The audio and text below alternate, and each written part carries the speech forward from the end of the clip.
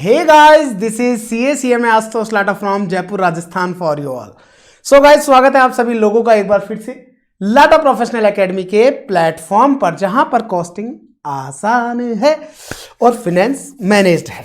तो आइए दोस्तों, आज हम लोग देखने जा रहे हैं एक ऐसा टॉपिक जिसे मैं यूं कहूं कि शायद कॉस्टिंग का one of the easiest and one of the scoring topic कहूंगा मैं, जिसका नाम है रिकंसिलिएशन ऑफ एक्ट आपका financial accounting profit and cost accounting profit.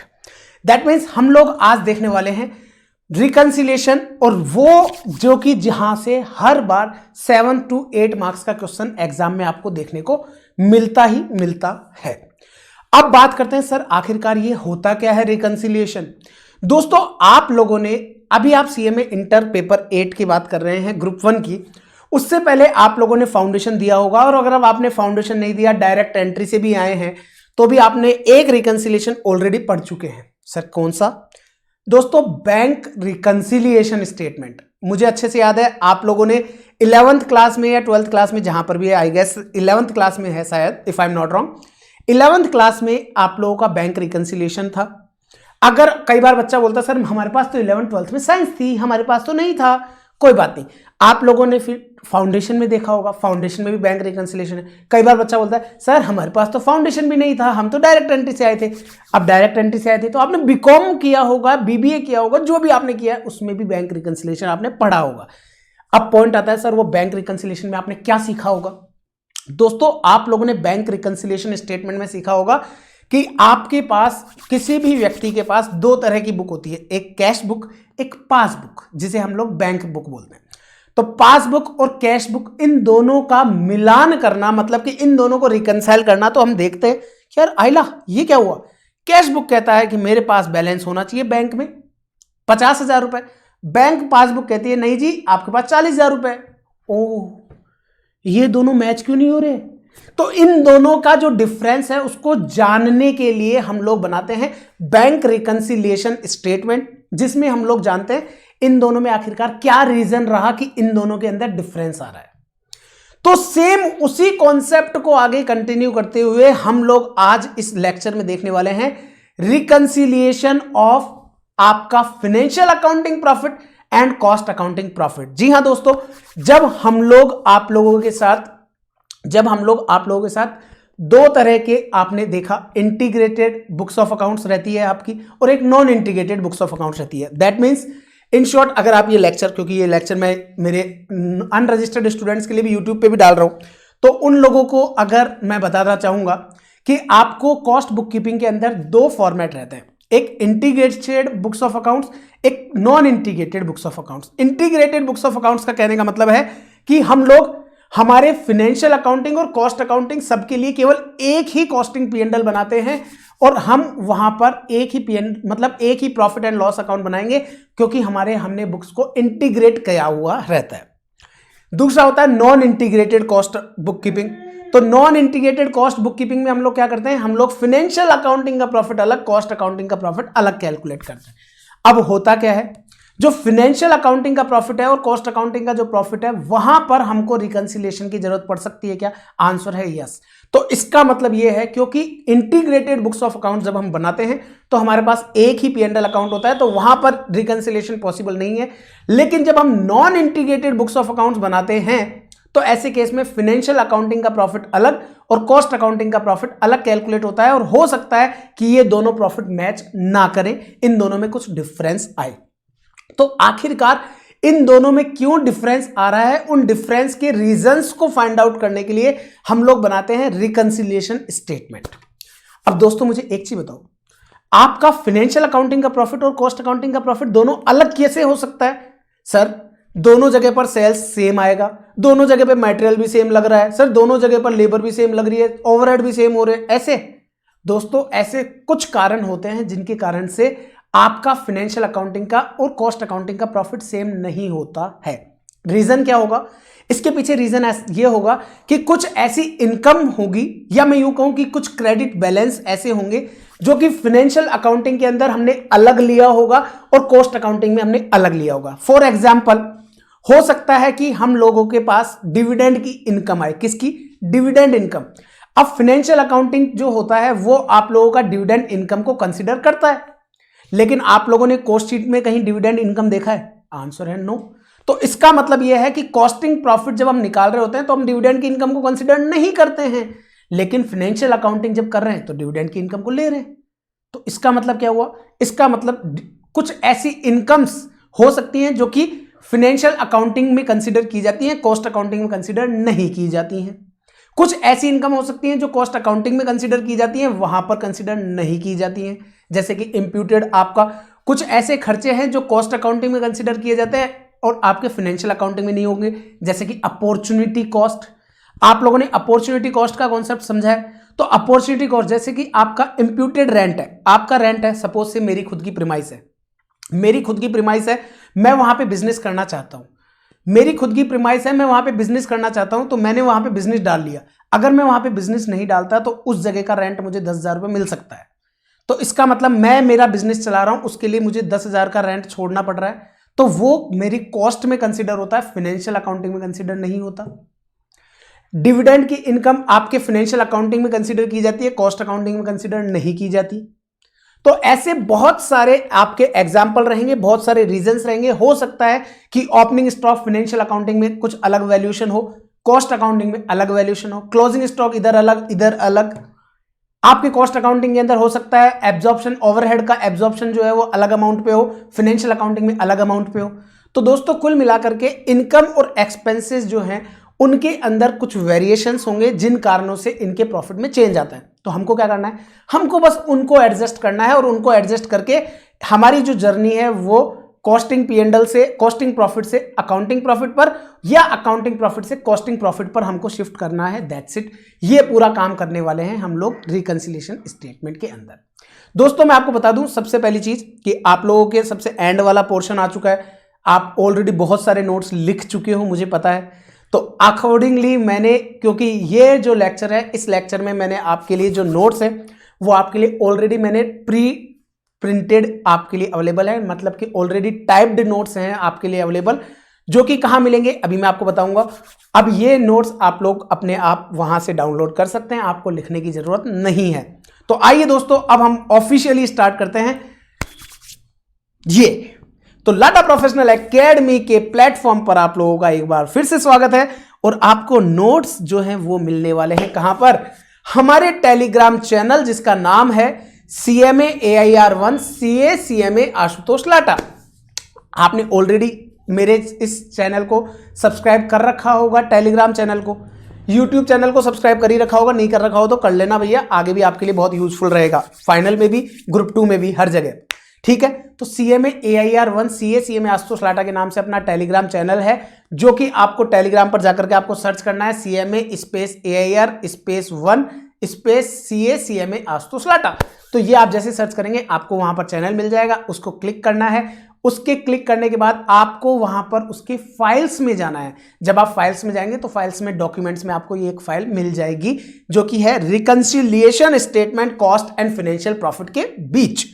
अब दोस्तों ये किसने कंपाइल किया है? Definitely none other than CA CMA Ashutosh Lata, AIR1 CMA फाइनल। और ये हमारे थोड़ा प्रमोशन, हमारे खुद ऑफिस के कॉन्टैक्ट नंबर और हमारी वेबसाइट का डिटेल, जहां पर अगर आप लोगों को CMA से रिलेटेड कोई भी क्लासेस की रिक्वायरमेंट हो तो आप कॉन्टैक्ट कर सकते हो। All subjects under one roof at very discounted price. चलिए आइए दोस्तों अब हम लोग स्टार्ट कर रहे हैं reconciliation of profit between cost and financial accounting. आज के इस लेक्चर में मैं आप लोगों के कॉन्सेप्ट इस कदर क्लियर कर दूंगा कि आप लोग इसके 7 to 8 मार्क्स बहुत आसानी से स्कोर कर जाएंगे। कैसे? आइएगा दोस्तों, जो मैंने अभी बात बोली आपको इंटीग्रेटेड अकाउंटिंग और नॉन इंटीग्रेटेड अकाउंटिंग सिस्टम के बारे में, वो मैंने आप लोगों के लिए यहां पर कुछ नोट्स में मेंशन भी किया है। क्या है इंटीग्रेटेड अकाउंट्स? किसे कहते हैं?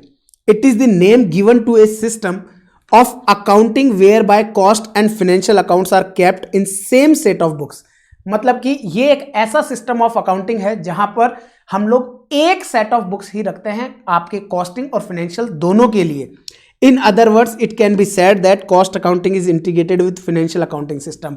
इन शॉर्ट हम कह सकते हैं कि cost accounting system, cost accounting जो है वो हम लोग इंटीग्रेट कर देते हैं। इंटीग्रेट का मतलब होता है मिलाना, सम्मिलित करना, शुद्ध हिंदी में बोले तो इंटीग्रेट कर देते हैं हम लोग फाइनेंशियल अकाउंटिंग सिस्टम के साथ ही।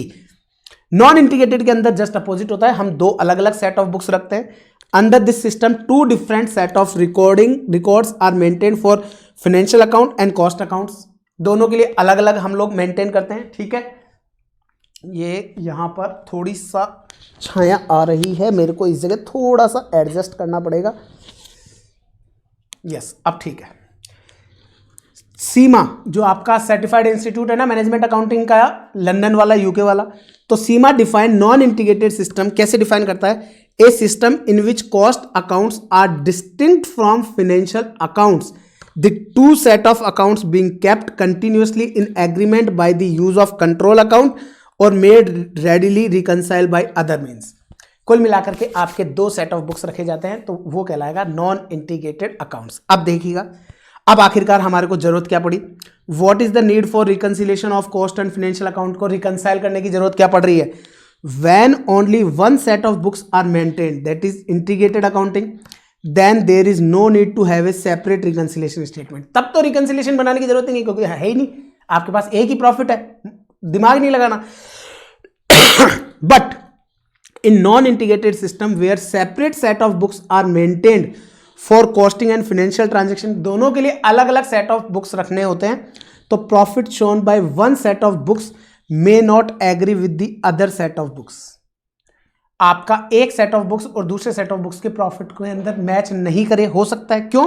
Because these two set of books may follow different accounting principle and policies। हो सकता है एक जना कहता है कि भैया मैं तो मेरे स्टॉक को एट कॉस्ट करूंगा, एक कहता है मैं तो मार्केट प्राइस पे करूंगा, तो उस जगह पर आपका कॉस्ट का वैल्यूएशन हो सकता है, कुछ आपके ओवरहेड्स को एब्जॉर्ब करने का तरीका है वो आपका अलग हो सकता है एडमिनिस्ट्रेशन एक्सपेंस आपने अलग तरीके से चार्ज कर रखे हो, एंड सो ऑन।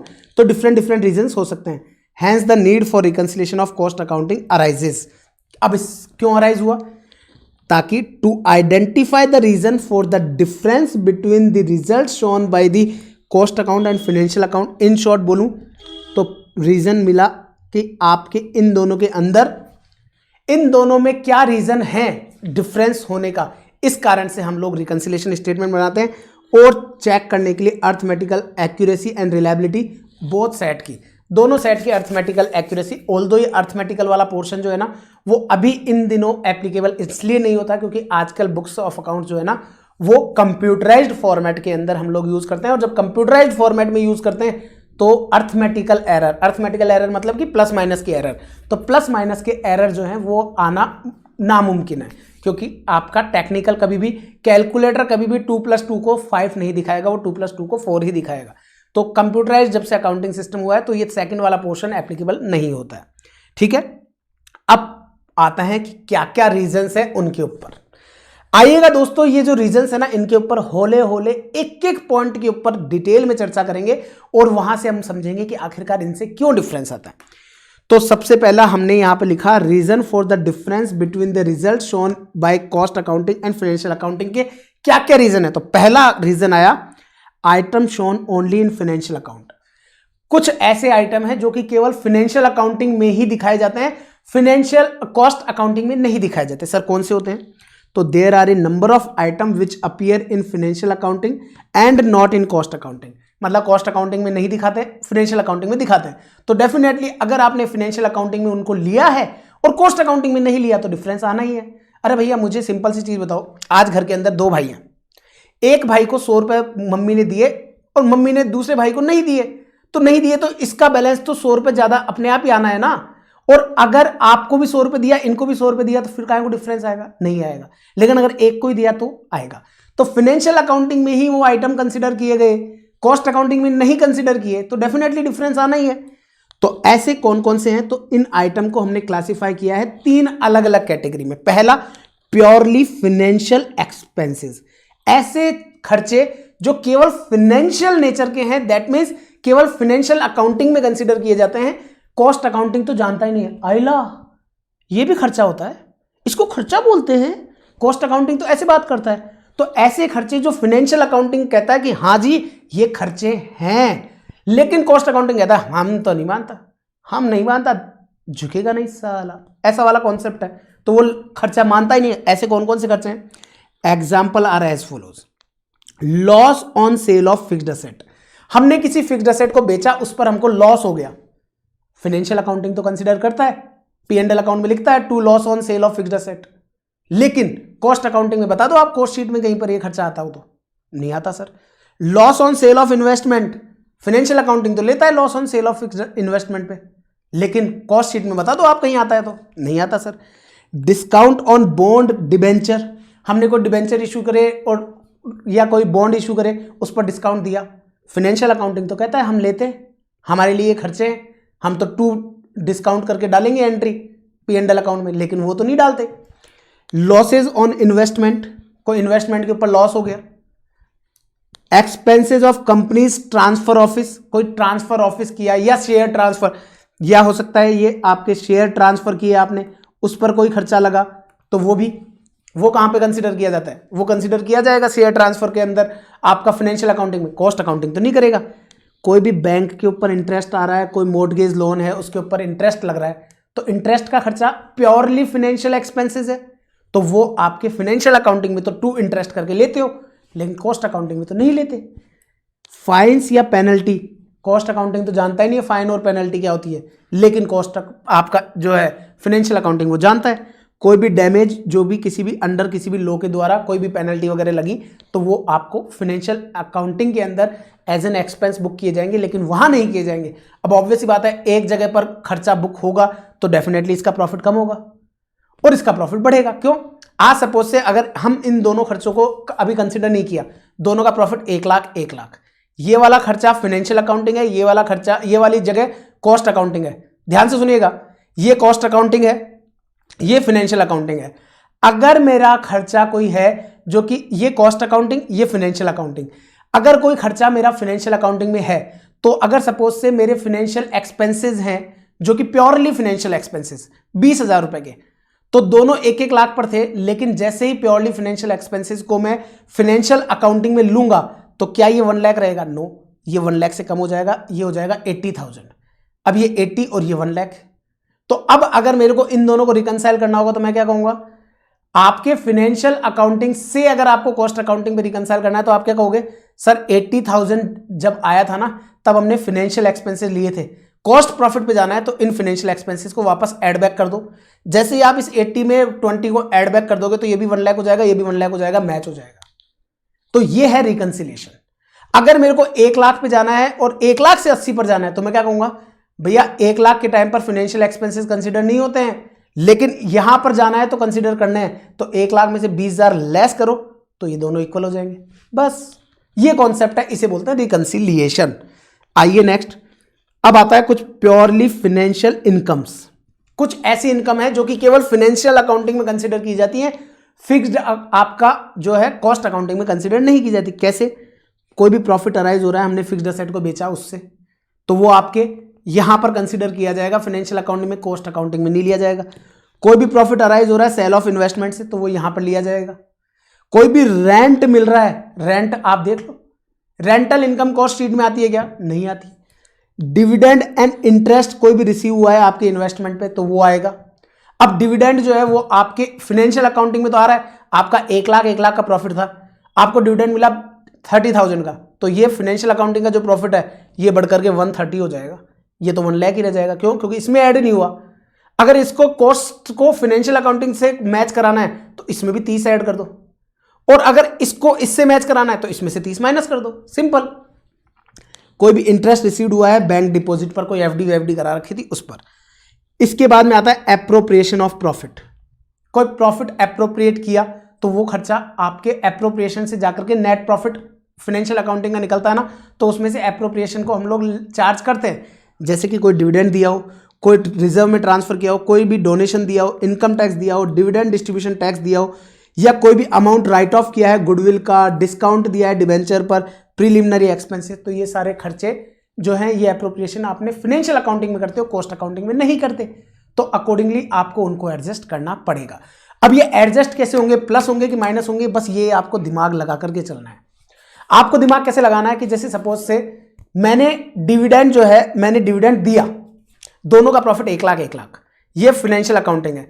मैंने डिविडेंड दिया सपोज से 10,000 का, 1 लाख पे थे, 10,000 का डिविडेंड दिया, तो ये वाला मेरा खर्चा क्या होगा, 10,000 से कम हो जाएगा, तो ये 90,000 का ही प्रॉफिट रह जाएगा। अब मुझे ये देखना है कि मेरे को रिकंसिलिएशन किसको किससे करने के लिए बोल रहा है। अगर वो फाइनेंशियल अकाउंटिंग को कॉस्ट अकाउंटिंग से करने के लिए बोलेगा ना, तो मैं क्या करूंगा, मैं इसमें 10,000 एड बैक कर दूंगा। क्यों? क्योंकि मैंने यहां पर लेस किया था। और अगर मेरे को इससे इसको रिकंसाइल करने के लिए बोलेगा, तो मैं क्या कहूंगा, साहब उसमें तो लेस हो गया, इसमें लेस नहीं हुआ था, तो इसमें लेस कर दो, हो जाएंगे मैच। बस कब कहां पर प्लस करना है, कब कहां पर माइनस करना है, ये आपको थोड़ा माइंड लगाते हुए चलना पड़ेगा। कौन सी चीज फाइनेंशियल अकाउंटिंग के अंदर, अब कोई चीज फाइनेंशियल अकाउंटिंग में लेस हो गई और आपको कॉस्ट अकाउंटिंग कहता है कि भाई साहब मेरे में लेस नहीं हुई, तो इसका मतलब अगर फाइनेंशियल अकाउंटिंग से कॉस्ट अकाउंटिंग पर जाना है तो आपने जो लेस कर दिया उसको वापस ऐड बैक करो। और अगर कॉस्ट अकाउंटिंग से फाइनेंशियल अकाउंटिंग में जाना है तो कॉस्ट अकाउंटिंग में लेस नहीं किया था ना, लेकिन इधर कर दिया, तो इधर नहीं किया, इधर कर दिया, तो इधर भी कर दो, तो बस वो आपका मैच हो जाएगा। बस ये थोड़ा सा माइंड आपको अप्लाई करना है। कुछ आइटम ऐसे हैं जो कि ओनली कॉस्ट अकाउंटिंग में ही आते हैं, जैसे कि there are a few item which are included in cost account and not in financial account. These are usually कौन कौन से, जैसे नोशनल चार्जेस, जिसे हम लोग इम्प्यूटेड कॉस्ट बोलते हैं, अपॉर्चुनिटी कॉस्ट बोलते हैं, जैसे कि रेंट, जो भी मैंने एग्जांपल दिया। The following item are example of these type. क्या क्या है? A charge in lieu of rent when premises are owned and no rent is payable. जैसा भी मैंने एग्जांपल दिया था कि मेरी खुद की जमीन है, खुद का एरिया है, तो कोई रेंट दे नहीं रहा हूं, लेकिन आपका वो रेंट प्रीमाइस के ऊपर चार्ज होता है। कोई भी interest on capital employed, capital employed के ऊपर इंटरेस्ट है बट नॉट एक्चुअली पेड। मैंने कैपिटल एम्प्लॉयड तो करी है लेकिन उस पर इंटरेस्ट मैंने दिया नहीं है। फाइनेंशियल अकाउंटिंग तो क्या कहता है, जैसे आपका मनी ट्रांजैक्शन होगा ना, तो ही हम लोग फाइनेंशियल अकाउंटिंग में ट्रीट करते हैं, मनी भाई इन्वॉल्व होगा तो ही।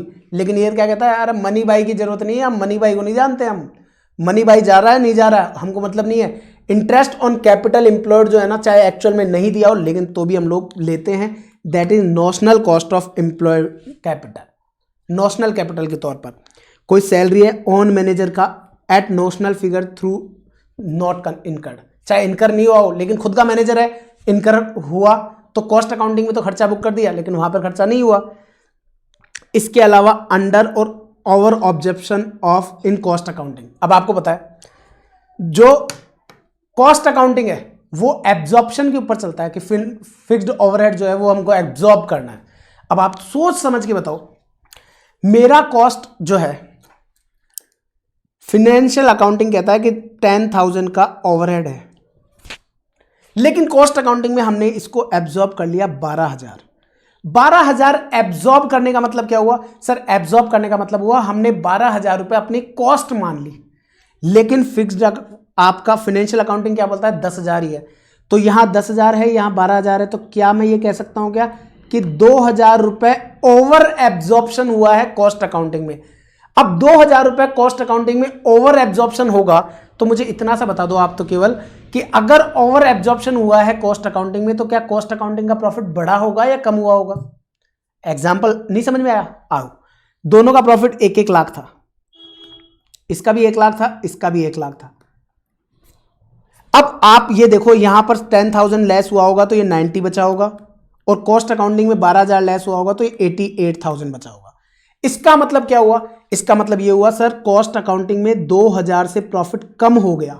कम क्यों हुआ? क्योंकि यहां पर ओवर एब्जॉर्प्शन है। ओवर एब्जॉर्प्शन का मतलब हो गया हमने एक्स्ट्रा चार्ज कर दिए, हमने खर्चा एक्स्ट्रा चार्ज कर दिया, उसे बोलते हैं ओवर एब्जॉर्प्शन। तो डेफिनेटली डिफरेंस आना है। अगर अंडर एब्जॉर्प्शन हुआ, सपोज से ये 8,000 होता तो हमारा 92,000 आता, तो हमारा अंडर एब्जॉर्ब होता तो हमारा प्रॉफिट बढ़ के आता। तो इस चीज को एडजस्ट करना है। अब एडजस्ट कैसे करें? अब आपको पता है अगर क्वेश्चन बोले 90 से 88,000 को रिकंसाइल करो तो आप क्या कहोगे? सर 90 में से माइनस कर दो 2,000 को, ओवर एब्जॉर्प्शन को माइनस कर दो। लेकिन अगर 88 से 90 के लिए बोलेगा तो क्या कहेंगे? सर 88 में 2,000 ऐड कर दो। तो हमारे को बस केवल इतना सा ध्यान रखना है, थोड़ा माइंड को अप्लाई करते हुए चलेंगे कि कौन सी जगह पर ओवर एब्जॉर्प्शन का प्लस होगा, कौन सी जगह पे माइनस होगा। इसके लिए हमारा ये मैटर करता है कि रिकंसिलिएशन जो है वो फाइनेंशियल अकाउंटिंग से कॉस्ट अकाउंटिंग की तरफ हो रहा है या कॉस्ट अकाउंटिंग से फाइनेंशियल अकाउंटिंग की तरफ हो रहा है, ये हमारे को ध्यान में रखना है। किस जगह पर खर्चा ज्यादा बुक कर लिया, किस जगह पे कम बुक कर लिया, वो ध्यान रखना है अंडर रिकवरी ओवर रिकवरी में। Overhead are recovered on the basis of pre determined rate, that is estimate like percentage on direct material, percentage on direct wages etcetera. So the amount recovered and the amount actually incurred may have difference. Obviously बात है, actual में difference हो सकता है. Thus over oblique under recovery of overhead lead to difference in cost accounting and financial accounting. तो definitely दोनों में difference आएगा. अब मुझे एक चीज बताओ, अगर ओवर रिकवरी होगी तो क्या होगा सर? ओवर रिकवरी हुई थी, अभी हुई थी ना ओवर रिकवरी, हमने 12,000 कर दिए थे तो क्या हुआ था? कॉस्ट अकाउंटिंग का प्रॉफिट कम हो गया था. तो over recovery of overhead is when overhead absorbed in cost accounts are more than the actual overhead recorded in financial account. financial accounting में केवल 10,000 बुक किए थे और कॉस्ट अकाउंटिंग में 12,000 बुक किए, तो इसे बोलेंगे ओवर एब्जॉर्प्शन. और अगर 8,000 किए तो आपका लेस देन है, तो एक्चुअल ओवरहेड फाइनेंशियल अकाउंटिंग में तो अंडर एब्जॉर्ब कहलाएगा. अब इसका इफेक्ट क्या आएगा? पर्टिकुलर अगर आपका ओवर एब्जॉर्प्शन या ओवर रिकवरी, ओवर एब्जॉर्प्शन भी बोल सकता है या ओवर रिकवरी भी बोल सकता है, तो इसका इंपैक्ट क्या आएगा? कॉस्ट अकाउंटिंग में ओवर रिकवरी करी तो ऑब्वियसली बात है प्रॉफिट कम हो जाएगा. ओवर रिकवरी करी तो प्रॉफिट कम हो जाएगा. और ओवर रिकवरी कॉस्ट अकाउंटिंग में हुई है, इसका मतलब फाइनेंशियल अकाउंटिंग में कम रिकवरी हुई है. क्योंकि ओवर रिकवरी का मतलब क्या हुआ कि वहां तो 12,000, यहां तो 12,000 बुक किए और यहां पर 10,000 ही बुक करे, तो इसका मतलब प्रॉफिट कहां ज्यादा आएगा सर? डेफिनेटली जहां पर कम खर्चा चार्ज किया वहां ज्यादा आएगा. और अगर यहां 12 की जगह 8 हो, दैट मीन अंडर रिकवरी हो, तो यहां पर क्या होगा सर? यहां पर प्रॉफिट 92 हो जाएगा और यहां पर लेस प्रॉफिट होगा. अब आपको बस ये ध्यान रखना है कि इसमें से किसको किससे रिकंसाइल करना है, वो चीज को आपको ध्यान रखना है. अगर वो आपने उसको रिकंसिलेशन देख लिया तो हो गई लाइफ झींगा लाला. बस इस चीज का विशेष ध्यान देते हुए चलना है. Different base of stock valuation, stock valuation के डिफरेंट बेसिस, ये भी एक कारण हो सकता है. तो अब तक हमने कौन कौन से कारण देखे? पहला, कोई भी ऐसी चीज जो ओनली फाइनेंशियल अकाउंटिंग में कंसीडर की जाती है, कॉस्ट में नहीं की जाती, और कुछ ऐसे आइटम जो कॉस्ट में कंसीडर किए जाते हैं, फाइनेंशियल अकाउंटिंग में नहीं किए जाते. Under recovery, over recovery of overhead. Now fourth point is different stock valuation.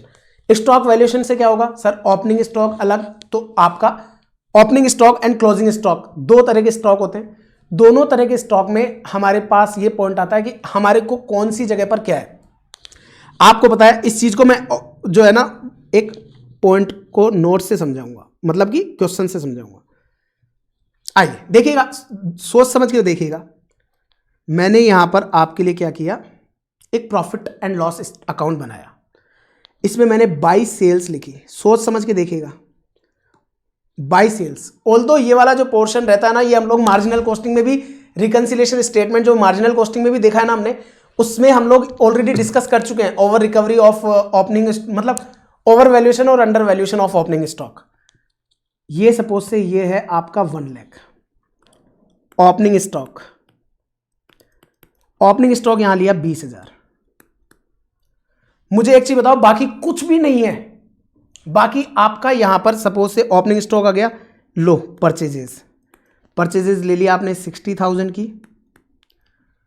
Closing stock ले लिया आपने बाई क्लोजिंग स्टॉक, और ये क्लोजिंग स्टॉक आपने ले लिया साहब 10,000 का. तो आपके पास 2 ग्रॉस प्रॉफिट आ जाएगा क्या सर? कितना आ जाएगा?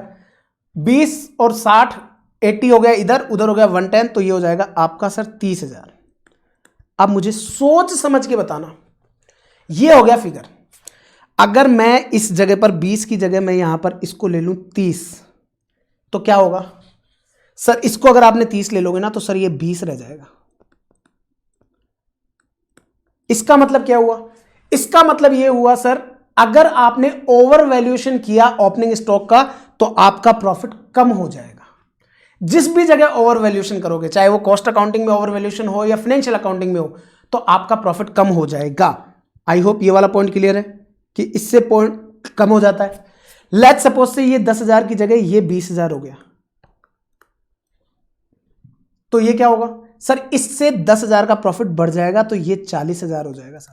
क्योंकि यहां पर तो 80 था और यहां पर ये हो जाएगा 120. 120 में से 80 लेस होगा तो ये बचेगा 40. इसका मतलब ये हुआ सर, अगर आप क्लोजिंग स्टॉक को ओवर वैल्यू करते हो तो प्रॉफिट भी बढ़ेगा. अगर आप ओपनिंग स्टॉक को ओवर वैल्यू करते हो तो प्रॉफिट आपका गिरेगा. क्यों? क्योंकि ओपनिंग स्टॉक हमेशा डेबिट साइड में लिखा जाता है और ये हमेशा क्रेडिट साइड में लिखा जाता है। तो जो चीज, अब ये तो हो गया ओवर वैल्यूएशन की बात, लेकिन अगर अंडर वैल्यूएशन हो तो, अगर क्लोजिंग स्टॉक कम होगा तो सर ऑब्वियस ही बात है प्रॉफिट को वो कम करेगा क्योंकि क्रेडिट साइड में। ओपनिंग स्टॉक अगर कम होगा तो सर वो डेफिनेटली प्रॉफिट को बढ़ाएगा, क्योंकि ओपनिंग स्टॉक को कम करना मतलब कि आपका ओपनिंग स्टॉक को कम करने का मतलब है खर्चे को कम करना। तो इतना सा दिमाग लगा के सोच के चलना बस, आप तो अपने माइंड में कि ओपनिंग स्टॉक जो है ना उसको एज ए खर्चा मानते हुए माइंड में रखना, आप उसको एज ए खर्चा मानते हुए चलना और क्लोजिंग स्टॉक को एज ए इनकम अपने माइंड में मान के चलना। अगर आपने अपने माइंड में ये चीज मान ली ना तो उसके बाद में आपका एक क्वेश्चन गलत नहीं होगा। और मैं आपको बता दूं, सबसे ज्यादा टाइम जो वहां एग्जाम सेंटर पर लगता है ना वो आपको इन्हीं 2 पॉइंट पे लगेगा, एक तो ओवर वैल्यूएशन ऑफ ओवरहेड वाले पे और एक आपका वैल्यूएशन ऑफ स्टॉक।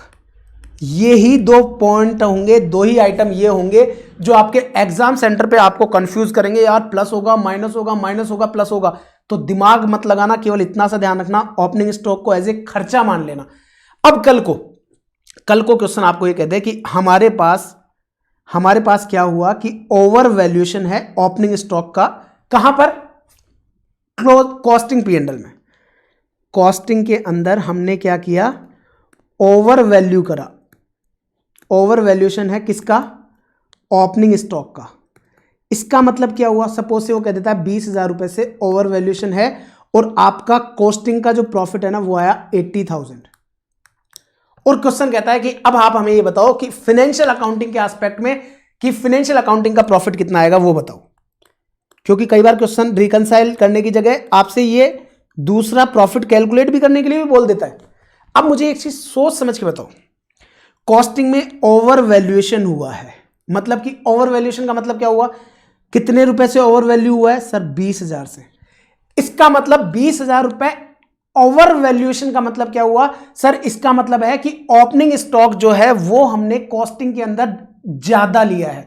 कॉस्टिंग में ओपनिंग स्टॉक को ज्यादा लेने का मतलब क्या हुआ सर? हमने ज्यादा खर्चा बुक किया। तो क्या ये ज्यादा खर्चा अगर आपने बुक कर दिया है तो अगर फाइनेंशियल अकाउंटिंग में ये चीज कम पर वैल्यू हुई है, आपने कॉस्टिंग में तो ज्यादा भी वैल्यू कर दिया, इसका मतलब आपने ये 80,000 रुपए कब आए हैं? जब आपने इन 20,000 एक्स्ट्रा 20,000 को लेस करके। तो क्या मैं इसको वापस एड बैक कर दूंगा क्या? और मैं कह दूंगा कि मेरा फाइनेंशियल अकाउंटिंग का जो प्रॉफिट है वो 1 लाख है। क्यों? क्योंकि आपने कॉस्टिंग में ओवर वैल्यू कर रखा है, मतलब आपने खर्चे को ज्यादा बुक कर रखा है। और खर्चे को ज्यादा बुक कर रखा है तो गलती क्यों कर रहे हो ऐसी खर्चे को ज्यादा बुक करने की? वापस ऐड बैक करो। तो ऐड बैक कर दिया, खत्म। सेम इसी तरह से ये कॉन्सेप्ट आपके सामने वहां पर पेश किया जाएगा। उम्मीद करता हूं कि ये वाला कॉन्सेप्ट क्लियर हो गया होगा। देखिएगा अब हम लोग पढ़ेंगे इसमें क्या लिखा है। Basis of stock valuation in cost and financial accounting में बी डिफरेंट।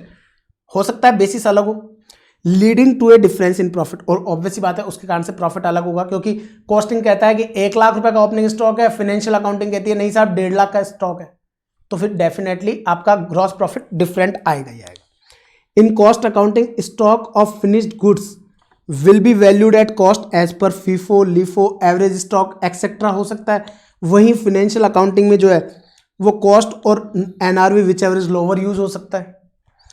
फाइनेंशियल अकाउंटिंग में स्टॉक ऑफ WIP जनरली जो है वो प्राइम कॉस्ट पे वैल्यू होता है, बट कॉस्ट अकाउंटिंग में ये फैक्ट्री कॉस्ट पे हो सकता है। तो मतलब डिफरेंस आ सकता है।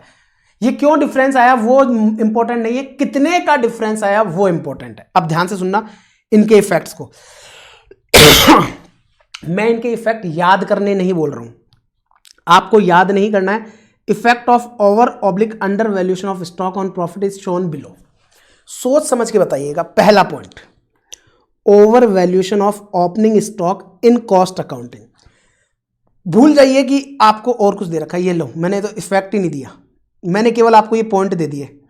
अब मुझे एक चीज सोच के बताओ, ये आप सारे पॉइंट आपके पास है। मैं एक कॉलम जो है वो मैंने बना दिया यहां पर, ये लीजिए, ये मैंने कॉलम बना दिया है आप लोगों के लिए। इधर वाले कॉलम में हम लोग लिखेंगे कॉस्टिंग का, मतलब कि यहां पर हम लिखेंगे कॉस्टिंग का, यहां लिखेंगे फाइनेंशियल अकाउंटिंग का। सोच समझ के बताओ, over valuation of opening stock in cost accounting. मतलब कि कॉस्ट अकाउंटिंग के अंदर ओपनिंग स्टॉक को ओवर वैल्यू किया। ओपनिंग स्टॉक को मैंने क्या बोला अभी आपको, आप ये मानते हुए चलिएगा कि ओपनिंग स्टॉक आपके लिए खर्चा है। तो अगर आपने खर्चे को एक्स्ट्रा ओवर वैल्यू किया है, खर्चा अगर एक्स्ट्रा किया है, तो मुझे एक चीज बताओ, प्रॉफिट क्या होगा सर, कम होगा। और अगर इसका प्रॉफिट कम तो दूसरे का तो वाइस वर्सा अपने आप ही अप हो जाएगा। अगला पॉइंट, अगर अंडर वैल्यू किया है तो अगर खर्चे को कम बुक किया है तो कॉस्टिंग में क्या होगा सर, खर्चा कम तो प्रॉफिट ज्यादा, और इसका प्रॉफिट ज्यादा तो इसका कम।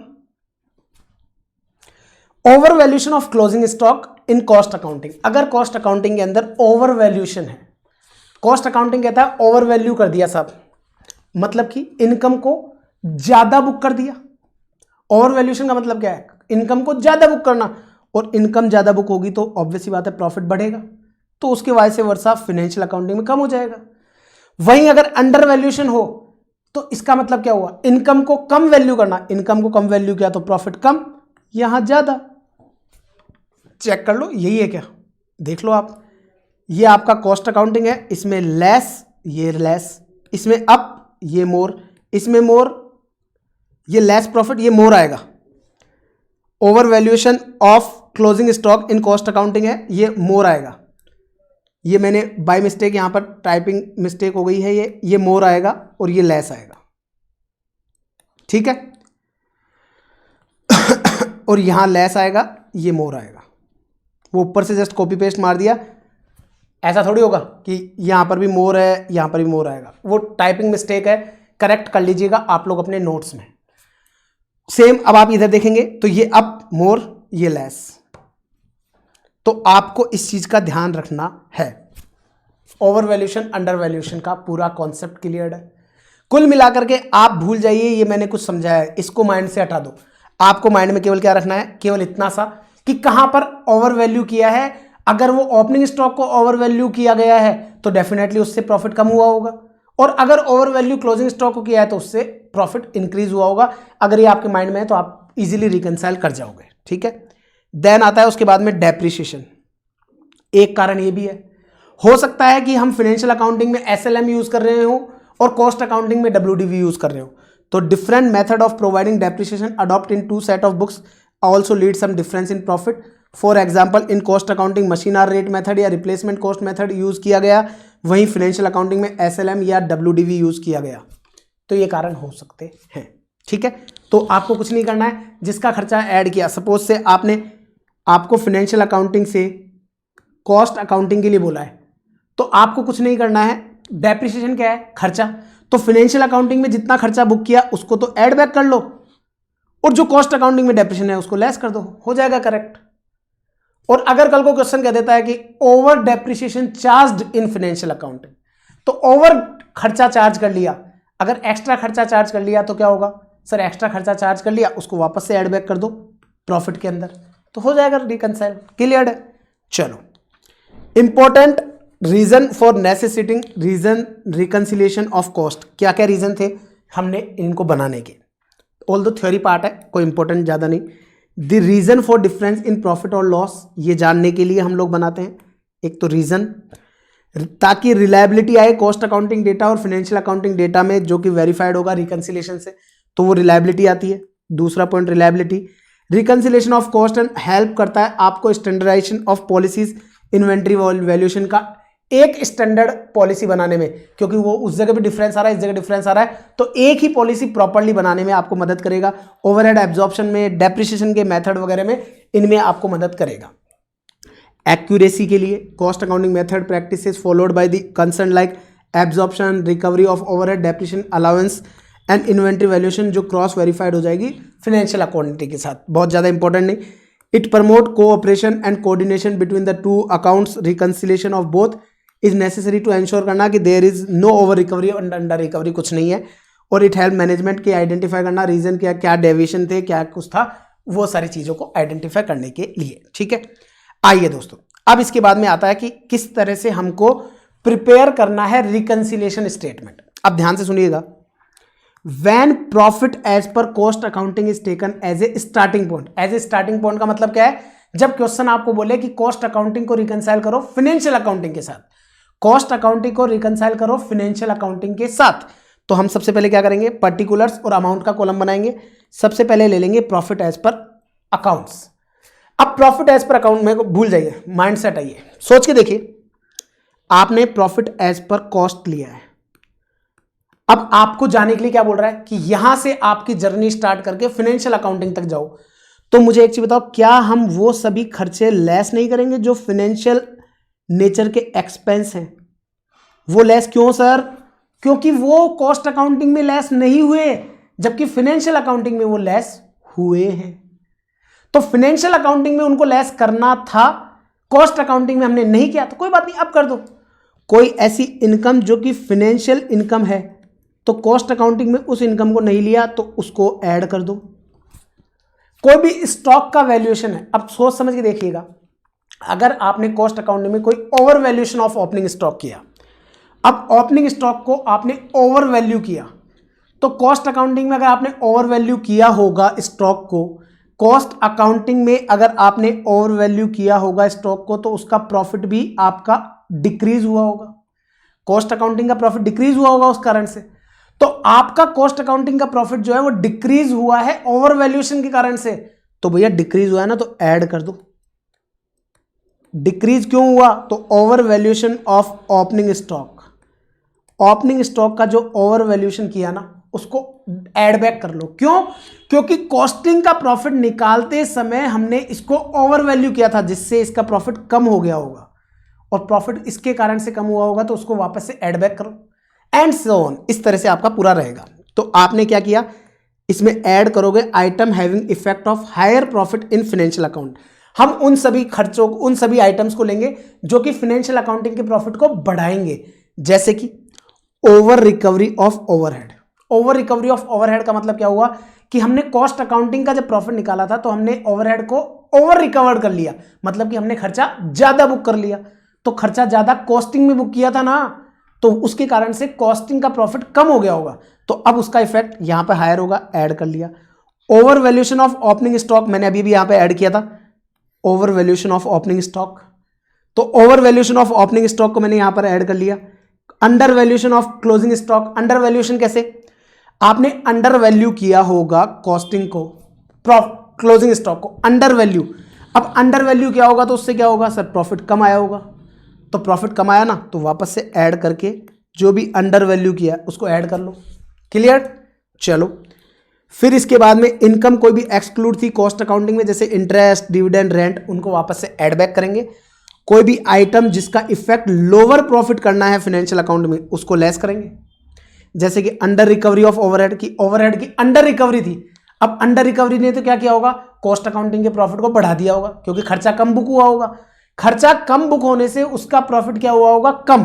तो भैया इसका प्रॉफिट कम थोड़ी होगा, इसके अंदर वो लेस होगा। इसका मतलब अंडर रिकवरी का मतलब हो गया ये वो पोर्शन है जो रिकवर होने से रह गया था कॉस्टिंग में, तो कोई बात नहीं, यहां पे तो रिकवर करेंगे ना।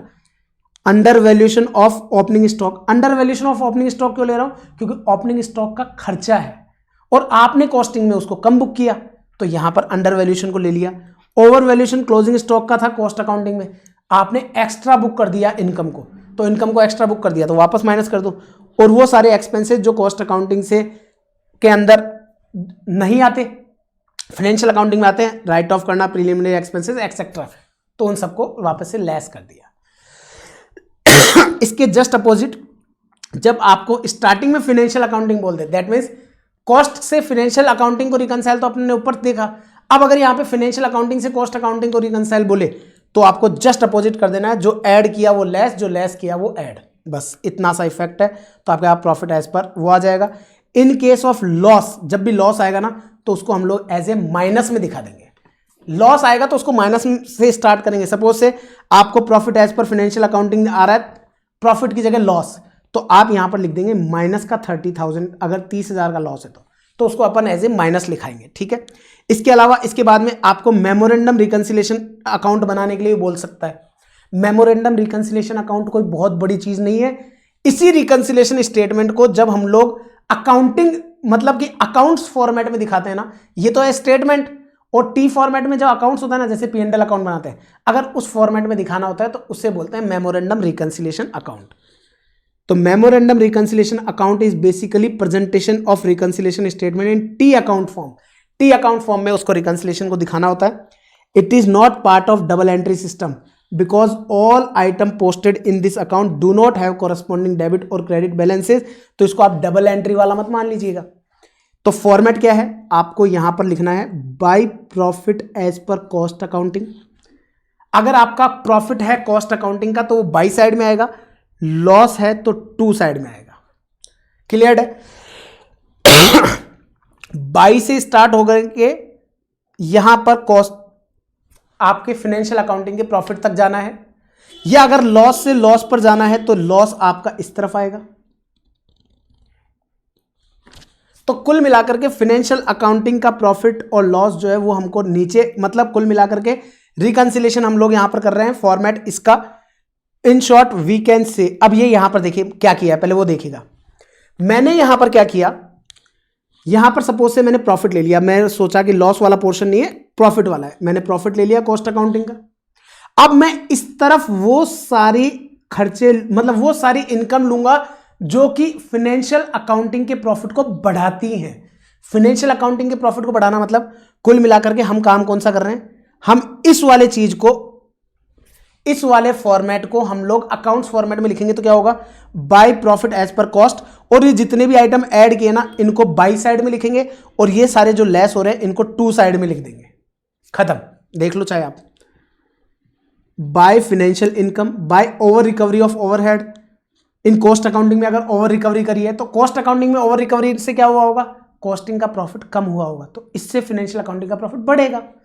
तो वो आपका यहां ऐड बाय टू में फाइनेंशियल एक्सपेंसेस जो भी हैं उनको टू साइड में ले लिया, to under recovery and so on, ये सारी चीजें आपने यहां पे ले लिया। तो in short we can say above account reflect करता है debit side those item which are having effect of higher profit in cost, जिनके कारण से कॉस्ट में हायर प्रॉफिट आया। और we can say these item will reduce financial profit, financial profit को कम करेंगे ना, फाइनेंशियल एक्सपेंसेस फाइनेंशियल प्रॉफिट को कम करेंगे, under recovery of overhead, under valuation, over valuation and so on, ये सारी चीजें आपके उसके प्रॉफिट को कम करेंगे। In credit side those item which are having the effect of lower profit in cost accounting, या यूं कहें कि फाइनेंशियल प्रॉफिट को बढ़ाएंगे, वो हमारे क्रेडिट साइड में आएंगे। That's all.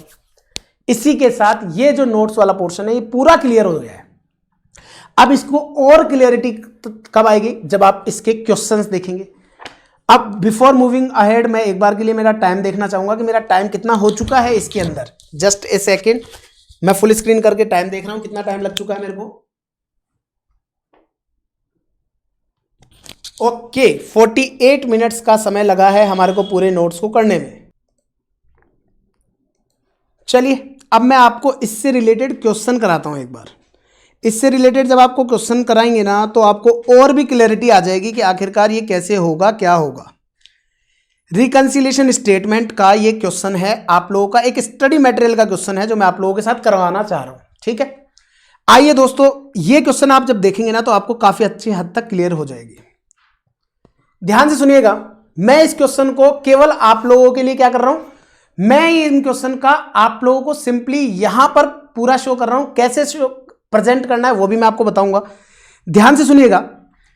The net profit of manufacturing company appeared at ₹64,500 as per financial records for the year ended 31 December 2016। एक मैन्युफैक्चरिंग कंपनी है जिसकी फाइनेंशियल अकाउंट्स का प्रॉफिट 64,500 आ रहा है। The cost book, however, showed a net profit of 86,460 for the same period. लेकिन उसी चीज का प्रॉफिट कॉस्ट अकाउंटिंग कहता है साहब हम तो 86,460 करेंगे। अब दोस्तों मैं आपको बता दूं यहां पर इसका 86,460 होगा। एक केयरफुल, अबे रुक जाना यार भाई, रुक जा बुक लाला रुक जा। अब जो मेरे स्टूडेंट है ना उनको तो उनके पास तो बुक है तो वो तो बहुत आसानी से देख लेंगे। जिनको, अगर कोई बच्चा इसको YouTube पे देख रहा है तो घबराइएगा नहीं, मैं पूरा स्क्रीन पर शो कर रखा हूं question. A careful scrutiny of the figure from both the set of accounts revealed the following facts. जब हमने स्क्रूटनी करी इन दोनों ही बुक्स ऑफ अकाउंट्स की तो हमारे को कुछ फैक्ट्स नजर आए, जो हमने फैक्ट्स पता किए और वो फैक्ट्स कुछ नीचे दे रखे हैं। क्या है, पहला, income tax provided in financial books. अब सोच समझ के बताओ, income tax provided in financial books. अब मैं यहां पर सबसे पहले तो पहले क्वेश्चन देख लेता हूं कि क्वेश्चन ने ये बोला है प्रिपेयर करो रिकंसिलिएशन स्टेटमेंट, लेकिन क्वेश्चन ने ये नहीं बोला। चयन सही करा लेते हैं, पहले अपन एक काम करते हैं, सबकी चयन सही करते हैं भाई सब, ठीक है। तो अब प्रिपेयर करेंगे हम एक रिकंसिलिएशन स्टेटमेंट, लेकिन क्वेश्चन ने हमको ये बताया ही नहीं कि रिकंसिलिएशन स्टेटमेंट फाइनेंशियल अकाउंटिंग से कॉस्ट का करना है कि कॉस्ट से फाइनेंशियल का करना है। तो कोई बात नहीं, हम यहां पर ले लेते हैं फाइनेंशियल अकाउंटिंग से कॉस्ट अकाउंटिंग का, ठीक है। तो मैं यहां पर क्या करूंगा, मैं यहां पर क्या लिखूंगा, सबसे पहले ऊपर ऊपर लिख दूंगा profit as per financial accounting. सबसे पहले ऊपर ऊपर मैं ये लिख दूंगा, कितना है sir, as per financial accounting है 64,500। 64,500 आपका एज पर फाइनेंशियल अकाउंटिंग है। अब ध्यान से सुनो, एक एक ट्रांजैक्शन को मैं आप लोगों के सामने ध्यान से समझाऊंगा, एक एक चीज को आप लोगों को ढंग से समझना है।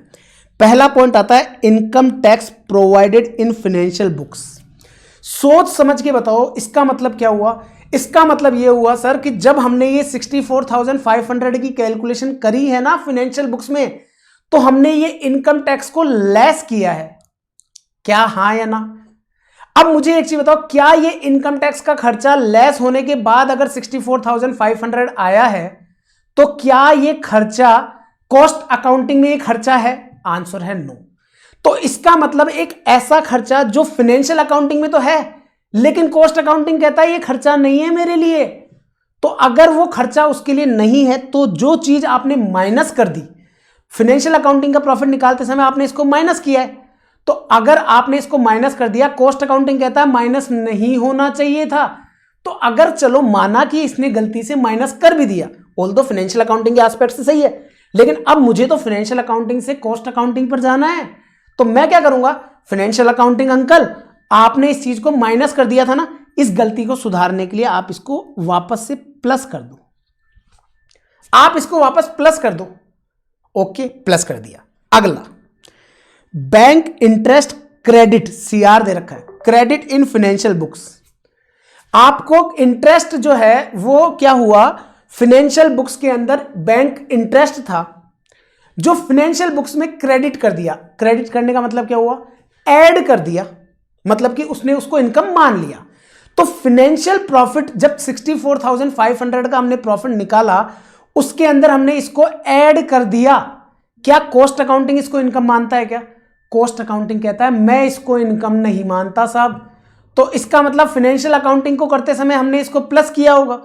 तो फाइनेंशियल अकाउंटिंग को करते समय इसको प्लस किया है, कॉस्ट अकाउंटिंग कहता है प्लस नहीं होना चाहिए था। कोई बात नहीं साहब, प्लस कर दिया, गलती हो गई हमसे, हम माइनस कर देते। जो प्लस कर दिया था उसको वापस माइनस कर दिया, तो कॉस्ट अकाउंटिंग पे आ जाएगा। अगला, work overhead under recovered. Work overhead under recovered. अब अंडर रिकवर्ड का मतलब क्या हुआ, ध्यान से सुनिएगा। अब ऑल्दो इस जगह पर क्वेश्चन ने आपको ये नहीं बताया कि अंडर रिकवर्ड किस में है, तो हमेशा एक चीज का ध्यान रखिएगा, जब भी क्वेश्चन आपको वर्क ओवरहेड अंडर रिकवर्ड कहे, अंडर रिकवर्ड का मतलब है कि ये आपके कॉस्टिंग के अंदर अंडर रिकवर्ड होगा। ओवरहेड अंडर रिकवर्ड है तो इसका मतलब ये अंडर रिकवर कहां है, कॉस्टिंग में। अंडर रिकवर का मतलब क्या हुआ, अंडर रिकवर का मतलब हुआ कितने का फिगर है सर, अंडर रिकवर्ड है 1550 रुपए का।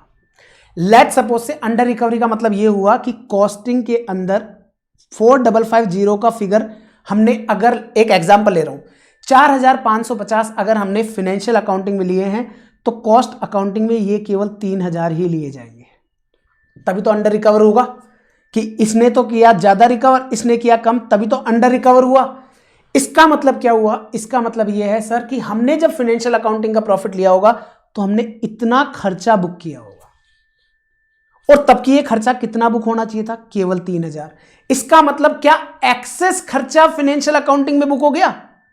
क्या एक्सेस खर्चा फाइनेंशियल अकाउंटिंग में बुक हो गया? आंसर है यस सर, एक्स्ट्रा खर्चा फाइनेंशियल अकाउंटिंग में बुक हो गया। अब एक्स्ट्रा खर्चा अगर फाइनेंशियल अकाउंटिंग में बुक हो गया, एक्स्ट्रा खर्चा, तो ये वापस से ऐड बैक कर दो जो एक्स्ट्रा खर्चा बुक हो गया। तो इन शॉर्ट ये 250 जो है ये तो होगा माइनस में, बाकी अभी तक सब कुछ प्लस में। Depreciation charge in financial record और डेप्रीशिएशन रिकवर्ड इन कॉस्ट। तो हम क्या करेंगे, फाइनेंशियल अकाउंटिंग कहता है साहब 5,600 रुपए का डेप्रीशिएशन है, लेकिन कॉस्टिंग कहता है नहीं साहब 6,000 का है। इसका मतलब आपने जो प्रॉफिट निकाला है 64,500, उसमें तो आपने क्या किया 5,600 लेस किया है, लेकिन कॉस्टिंग कहता है नहीं साहब 6,000 लेस होना चाहिए। इसका मतलब क्या है कि 400 रुपए जो है ना वो आपने फाइनेंशियल अकाउंटिंग में कम लेस किए हैं। तो 400 रुपए कम लेस किए हैं, तो एक तो ऑप्शन है मेरे पास कि मैं इन दोनों का जो डिफरेंस है केवल वो चार्ज कर लूं, लेकिन वो मेरे को थोड़ा आप लोगों के लिए थोड़ा लेंथी प्रोसीजर लगता है। तो ऐसे चीज में आपको क्या करना है, बड़ा आसानी से आप जिसका भी प्रॉफिट आपने ऊपर ही ऊपर लिया है ना उसको तो वापस डेप्रिसिएशन ऐड कर दो। इसका मतलब 5,600 तो वापस ऐड, क्योंकि इसका डेप्रिसिएशन तो आपने कर दिया वापस से ऐड बैक, और जो कॉस्टिंग का है उसको कर दो लेस।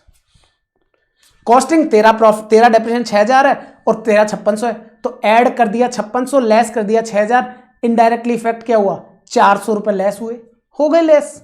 यही तो करना था, क्योंकि फाइनेंशियल अकाउंटिंग कहता है 5,600 का ही डेप्रिसिएशन है, 5,600 का डेप्रिसिएशन है ओनली, लेकिन कॉस्ट अकाउंटिंग कहता है नहीं नहीं नहीं 5,600 का नहीं है 6,000 का है। इसका मतलब 400 रुपए एक्स्ट्रा चार्ज करने हैं कॉस्ट अकाउंटिंग में, तो एक्स्ट्रा चार्ज करने हैं तो माइनस कर दो। आगे चलो, एडमिनिस्ट्रेशन ओवरहेड जो है वो ओवर रिकवर्ड है। अब ओवर रिकवर्ड का है, इसका मतलब क्या होगा, अगर यहां पर आपका कितना है 850, अगर यहां पर 1,000 रुपए है तो कॉस्टिंग में 1,850 चार्ज करना है, मतलब कि अकाउंट्स में कम चार्ज किया गया है। ओवर रिकवर्ड कब होगा, जब अकाउंट्स में कम चार्ज किया गया। ओवर रिकवर्ड होगा तो कम चार्ज किया गया अकाउंट्स में, तो वहां पर और चार्ज करना है, तो और चार्ज करना है तो एक्स्ट्रा खर्चा है माइनस कर दो। आगे चलिए, loss due to obsolescence in financial accounting. Financial accounting में कोई लॉस हुआ, अब आपको पता है ये जो लॉस है ये आपका कॉस्ट अकाउंटिंग कंसीडर नहीं करता, लेकिन 64,500 की कैलकुलेशन करते समय हमने इस लॉस को लेस किया है, तो लेस किया है तो वापस से ऐड बैक करो, लेस किया है तो वापस ऐड बैक करो, ये लॉस कंसीडर नहीं करेगा cost accounting. Interest on investment not included in cost accounting. Interest on investment का मतलब क्या हुआ, इन्वेस्टमेंट पर इंटरेस्ट आता है कि जाता है। सर कैसी बातें कर रहे हो, अगर हमने इन्वेस्ट किया है तो उस पर ब्याज हमें मिलेगा ना, तो हमारे लिए इनकम है। तो ऐसी इनकम, इसका मतलब क्या हुआ, एक ऐसी इनकम है जो कि कॉस्ट अकाउंटिंग में कंसीडर नहीं करी, तो भैया वापस से ऐड कर लेंगे इसको भी कि फिक्स, ये 64,500 की कैलकुलेशन में तो एडेड है, 64,000 की इनकम कैलकुलेट करते समय तो ये ऐड किया था, लेकिन कॉस्ट अकाउंटिंग कहता है मैं इसको इनकम नहीं मानता। तो कोई बात नहीं सर, गलती से ऐड हो गई थी, लेस कर देते हैं आप कहते हो तो, क्योंकि फाइनेंशियल अकाउंटिंग में तो ऐड हुआ है, क्योंकि अगर कॉस्ट अकाउंटिंग में नहीं मान रहे फाइनेंशियल अकाउंटिंग में तो माना है, तो फाइनेंशियल अकाउंटिंग में इसको इनकम माना होगा, कॉस्ट अकाउंटिंग कहता है हम नहीं मानते, कोई बात नहीं साहब हम हटा देते हैं। आगे चलो, स्टोर एडजस्टमेंट कहता है कि क्रेडिट हुआ है फाइनेंशियल बुक्स में, स्टोर का कुछ एडजस्टमेंट है जो फाइनेंशियल अकाउंटिंग में तो क्रेडिट हुआ है, मतलब कि ऐड हुआ है इनकम में, कॉस्ट अकाउंटिंग कहता है हम ऐड नहीं करेंगे, कोई बात नहीं साहब हम लेस कर देते हैं, ये लो ये हटा दिया। फिर आखिरी, loss due to depreciation in stock value. Stock value के अंदर डेप्रिसिएशन हो गया, उसके कारण से लॉस हुआ, तो फाइनेंशियल अकाउंटिंग तो इस खर्चे को बुक करेगा, लेकिन कॉस्ट अकाउंटिंग कहता है मैं नहीं बुक करूंगा इसको, तो सर आप बुक नहीं करोगे तो वापस ऐड बैक कर लो, तो ये ऐड कर दिया, खत्म। और इसी के साथ अब आप इसको सीधा टोटल कर दो। आप देखो सबसे पहले आपने क्या किया, 64,500 इसमें ऐड करेंगे 20,000, लेस करेंगे 250, ऐड करेंगे 1,550, 5,600 add, 6,000 less, 850 less, 2,800 add, 4,000 less, 240 less, 3,350 add, हो गया खत्म। तो आपका फिगर आ रहा है 86,460 आइला 86,460, रिकंसाइल्ड हो गया खत्म। ये है जी पूरा का पूरा क्वेश्चन, और ये है पूरा का पूरा कॉन्सेप्ट। ऑल्दो ये जो क्वेश्चन है ना, ये क्वेश्चन मैं होमवर्क में देता हूं, ये क्वेश्चन जो है ना मैं होमवर्क में देता हूं ये क्वेश्चन, लेकिन फिर भी मेरे को एक बेसिक क्वेश्चन लेना था जिससे मैं आप लोगों को समझा सकूं कि आखिरकार क्या होता है पूरा कॉन्सेप्ट। तो मैंने ये पूरा कॉन्सेप्ट आपको समझाया कि क्या प्लस हुआ, क्यों माइनस हुआ, ये सारी चीजें मैंने आपको समझाई, और इनको समझाने से मेरे को लगा कि नहीं यार ये तो बेहद आसानी से हो गया। समझ में आया आप लोगों को? नहीं आया कोई बात नहीं, आप इसको, अगर आप लोगों को इसको एडलेस कैसे किया, क्या किया, आपके अगर मेरी बुक, मेरे स्टूडेंट है तो आपके पास बुक होगी, क्वेश्चन नंबर 7 है बुक का। और अगर आप मेरे स्टूडेंट नहीं भी हैं तो घबराइएगा नहीं, आप लोगों के मॉड्यूल जो है ना, उस मॉड्यूल के अंदर ये क्वेश्चन है। आप फिगर चेक करेंगे ना तो आपको ये मॉड्यूल में क्वेश्चन मिल जाएगा। और वहां पर बस आपको अंतर इतना सा ध्यान रखना है, आप यहां पर प्रेजेंटेशन जब आप देंगे तो आप प्रेजेंटेशन देते समय वहां पर सारे ऐड आइटम्स को एक तरफ और सारे लेस आइटम को एक तरफ, एक तो तरीका है ये। दूसरा तरीका है कि आप इसको, जैसे मैंने plus minus plus minus plus minus कर दिया, तो होता क्या है बेसिकली, ये दो अलग अलग बार बार की, कभी प्लस आ रहा है, कभी माइनस आ रहा है, कभी प्लस आ रहा है, कभी माइनस आ रहा है, उसकी जगह ना आप केवल एक काम कीजिएगा, जितने भी ऐड हो रहे हैं उनको एक तरफ लिखिएगा, जितने भी लेस हो रहे हैं उनको बाद में लिखिएगा। मतलब कि सारे ऐड वाले आइटम, जैसे कि ये 20,000 ऐड है, 1550 ऐड है, 5600 ऐड है, 2800 ऐड है, 3350 ऐड है, ये सारे ऐड आइटम एक तरफ, लेस वाले आइटम एक साथ, मतलब दोनों आइटम एक ही साथ आने चाहिए ताकि वो एक प्रेजेंटेशन, अच्छा प्रेजेंटेशन लगे। बस खत्म। इसी के साथ क्वेश्चन नंबर 7 और रिकंसिलिएशन जो कॉन्सेप्ट है वो भी क्लियर होता है कि रिकंसिलिएशन आखिरकार कहता क्या है, होता क्या है। तो उम्मीद करता हूं ये आपको क्लियर हो गया होगा। चलिए, इसी की तर्ज पर मैं आप लोगों के साथ एक और क्वेश्चन करना चाहूंगा। जैसा कि क्वेश्चन नंबर है मेरे पास 9, मैं एक बार क्वेश्चन नंबर 9 करना चाहूंगा। मैं ये वो क्वेश्चन है जो कि मैं मेरे स्टूडेंट को होमवर्क दिया करता हूं, तो मैं वो चीजें क्लास में करा रहा हूं ताकि आप लोगों के कॉन्सेप्ट क्लियर हो जाए। क्या कहता है क्वेश्चन नंबर 9? जो क्लास में कराना है ना वो मैं क्लास में भी कराऊंगा, डोंट वरी, है ना। सोर्स स्टडी मटेरियल का क्वेश्चन है। आपको तो पता ही अपनी बुक में study material, RTP, MTP, workbook, past exam question सब कुछ कवर्ड है। तो अब क्या कह रहा है क्वेश्चन नंबर 9, ध्यान से सुनेगा। Messrs Mysore petro limited showed a net loss, ध्यान रखिएगा, क्वेश्चन ने नेट लॉस दिया है तो हम शो करेंगे तो माइनस में शो करेंगे। Net loss of 2,08,000 as per financial accounts for the year ended, आपको माइनस में, दैट मीन्स लॉस दिया है 2,08,000 का। कॉस्ट अकाउंटिंग, हालांकि लॉस कहता है कि मेरा लॉस 1,64,000 ही होगा for the same period. Following information was revealed as a result of scrutiny of the figure of both the set. Same वही क्वेश्चन उसी तरह का नीचे दे रखा है आपको। तो माइनस का 2,08,000 मैं यहां से स्टार्ट कर देता हूं, और अगेन मैं वही फाइनेंशियल अकाउंटिंग से ही स्टार्ट कर रहा हूं। या मैं एक काम करूं क्या, क्वेश्चन ने क्या बोला है, प्रिपेयर रिकंसिलिएशन स्टेटमेंट बोला है। अब की बार एक काम करेगा, अब की बार कॉस्ट से फाइनेंशियल को करें क्या, चलो अब की बार कॉस्ट से करते हैं। तो कॉस्टिंग लॉस, कॉस्ट में लेकिन अपने को लॉस है, और मैंने आपको हमेशा बोला है, नोट्स में भी लिख के दिया है कि लॉस को हमेशा माइनस में लिखना है। तो माइनस का 1,64,000, माइनस का 1,64,000। आगे चलेगा पहला case, factory overhead under recovered. Factory overhead under recovered का मतलब क्या हुआ सर? इसका मतलब हुआ है कि कॉस्ट अकाउंटिंग में हमने 3,000 रुपए रिकवर नहीं किए। अंडर रिकवर का मतलब यही हुआ ना कि भैया आपके अकाउंट्स के अंदर 1,00,000 रुपए रिकवर करने थे, आपने कॉस्टिंग में 97 ही किए हैं, तो इसको बोलते हैं अंडर रिकवरी। इसका मतलब ये 1,64,000 निकालते समय मैंने 97 लाख को ही किया है कंसीडर, जबकि करना चाहिए था 1,00,000 को। इसका मतलब 3,000 रुपए मेरे और एडिशनल खर्चे आएंगे फाइनेंशियल अकाउंटिंग में, तो भैया लेस कर दो,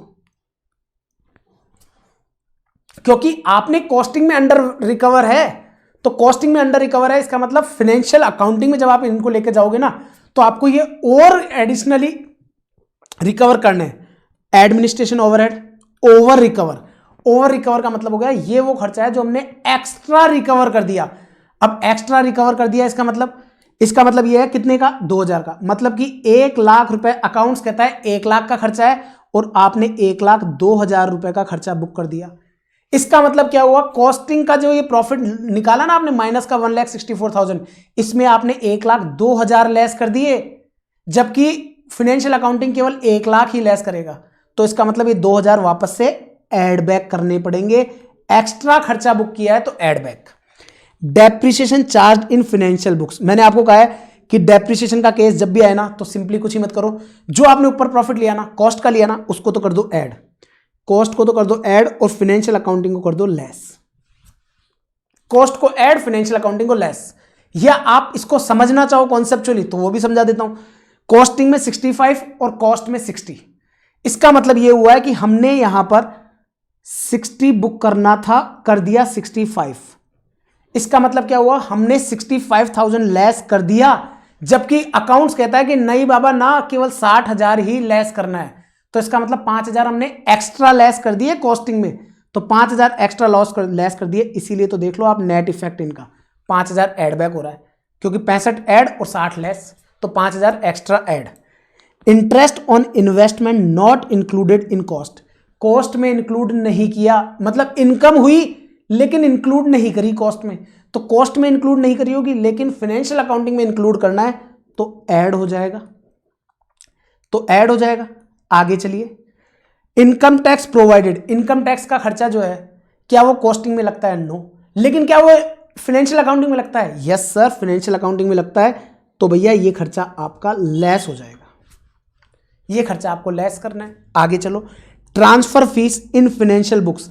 ट्रांसफर फीस जो है ना दोस्तों, ट्रांसफर फीस का मतलब होता है यहां पर आपको शेयर ट्रांसफर करने पे फीस मिली, ये आपकी इनकम है। शेयर ट्रांसफर की जो फीस है ये आपकी इनकम है। आपको इस जगह पर कंफ्यूज हो जाएगा कि सर ट्रांसफर फीस का मतलब ये आपकी रिसिप्ट है, लेकिन फाइनेंशियल अकाउंट्स में, कॉस्ट अकाउंटिंग में तो नहीं है। तो इसका मतलब ये चीज कॉस्ट अकाउंटिंग में ऐड नहीं हुई, लेकिन फाइनेंशियल अकाउंटिंग में तो ऐड होगी ना, तो ऐड कर दो। और आखिरी स्टोर एडजस्टमेंट क्रेडिट है, फाइनेंशियल बुक्स में क्रेडिट है। फाइनेंशियल बुक्स में क्रेडिट का मतलब इनकम बढ़ेगी।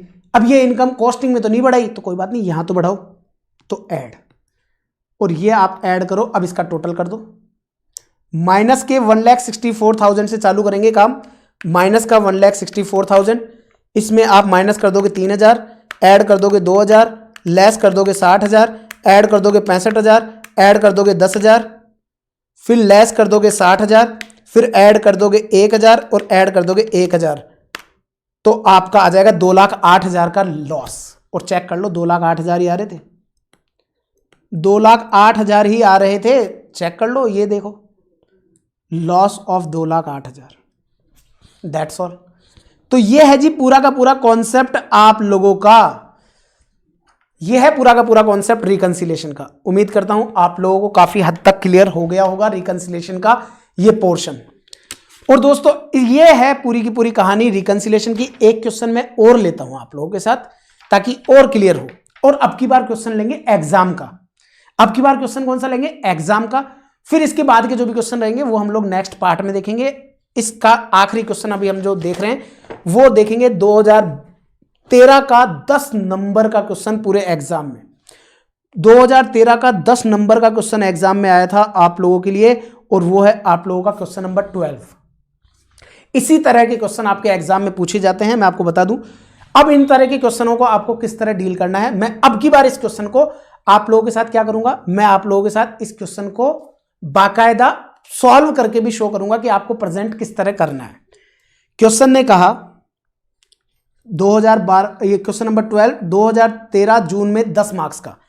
From the following figures do the reconciliation process to arrive at the net profit और loss as per financial accounting. Okay, question ने अब की बार आपको ना फाइनेंशियल अकाउंटिंग और कॉस्ट अकाउंटिंग के प्रॉफिट को रिकंसाइल करने के लिए नहीं बोला है। क्वेश्चन ने बोला है फाइनेंशियल अकाउंटिंग का प्रॉफिट निकाल के बताओ। कोई बात नहीं, जो अभी हम लोग कर रहे थे वो क्या कर रहे थे, फाइनेंशियल अकाउंटिंग का प्रॉफिट ही तो निकाल रहे थे। बस एंड में हम उसको चीज को मैच भी कर सकते थे कि हाँ जी इसका प्रॉफिट इतना आया है, मैच हो गया, रिकंसाइल हो गया। अब हमारे को क्या करना है, इसी रिकंसिलिएशन प्रोसीजर से फाइनेंशियल अकाउंटिंग का प्रॉफिट कैलकुलेट करना है। देखिएगा ध्यान से, net loss as per cost record 172,800 है, ये ध्यान रखिएगा। इसमें करेक्शन कर लीजिएगा, ये लॉस जो है ना 1,72,400 है। करेक्शन है, हमारी बुक में टाइपिंग मिस्टेक हो गई थी ये, तो आप लोग इसको 172,400 कर लेंगे, करेक्शन कर लेंगे अपनी बुक के अंदर, ठीक है। अब ध्यान से सुनिएगा, मैं कॉस्टिंग को बेस बनाऊंगा क्योंकि ऑब्वियस सी बात है अकाउंट्स तो मेरे पास है ही नहीं ना, अकाउंट्स तो मेरे पास है ही नहीं, अकाउंट्स का प्रॉफिट तो मैं निकालूंगा। तो आइए क्या कह रहा है, work overhead under recovered in costing. Costing में अंडर रिकवर्ड है। अब कॉस्टिंग में अंडर रिकवर्ड का मतलब क्या हुआ, अंडर रिकवर का मतलब हुआ है कि ये खर्चा हमारे कॉस्टिंग के अंदर हमने चार्ज होने से रह गया।